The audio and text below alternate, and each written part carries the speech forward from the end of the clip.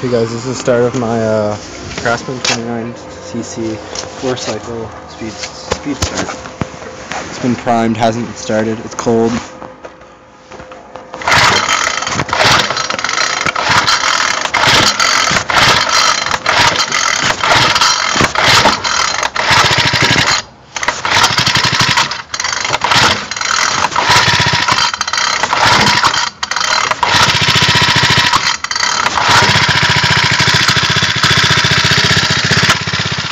As you see, it doesn't run the best.